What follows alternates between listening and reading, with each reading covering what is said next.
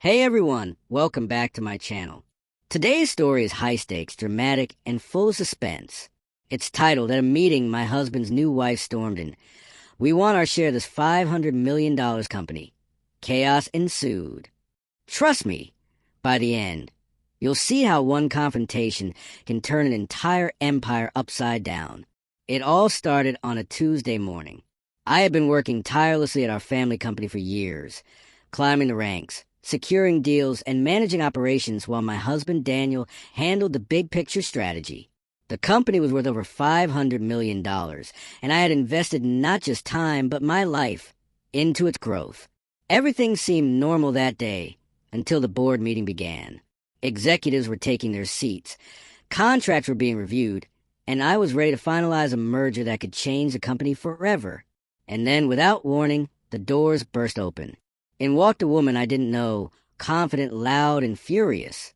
She had a sharp suit, perfectly styled hair, and a look that said she owned the room already. I froze. "We want our share of this $500 million company," she shouted. The room fell silent. Everyone turned to look. Daniel, my husband, turned pale. "What are you talking about?" he stammered. She didn't back down. "You think you can run this empire without us? Think again.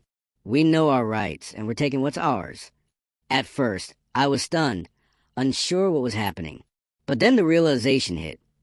This was Daniel's new wife, the one he married in secret last year while I was still officially his business partner, and in his eyes, apparently expendable.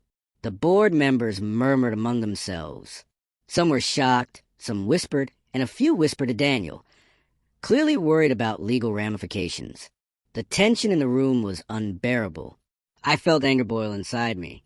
I had poured my heart into this company, and now, in front of everyone, Daniel's new wife was demanding what was mine, what was legally ours, without shame or hesitation. I stood up, letting the room feel my presence. "Excuse me," I said firmly, my voice steady despite the storm inside me. "This company isn't yours, and no one can claim ownership without proper documentation. Which, last I checked, does not include signing a marriage certificate in secret." Her expression twisted. "You think that stops us? We have lawyers. We have evidence. You're not taking this from us." Daniel looked like he wanted the floor to swallow him whole. But I continued. "You may have lawyers, you may have claims, but we built this company together.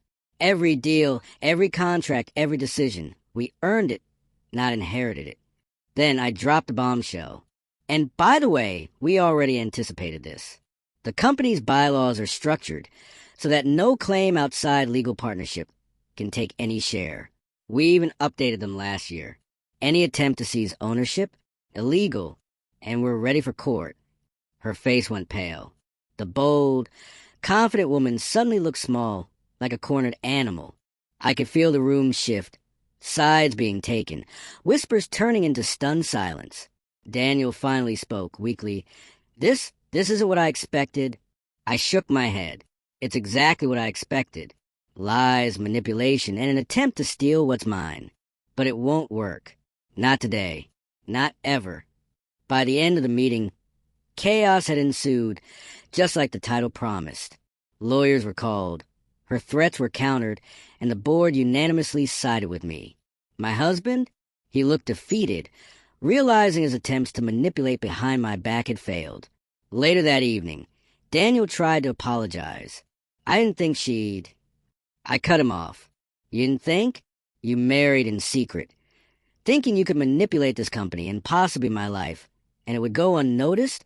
That's not a mistake. That's betrayal." He had nothing to say. As for his new wife, the legal battle continued for months, but she never got a dime. And Daniel? He realized too late that loyalty, integrity, and hard work, qualities he underestimated in me, can't be bought or stolen. That day taught me one thing. In business and in life, standing your ground with courage, preparation, and clarity can protect not just your assets, but your dignity. Thanks for watching.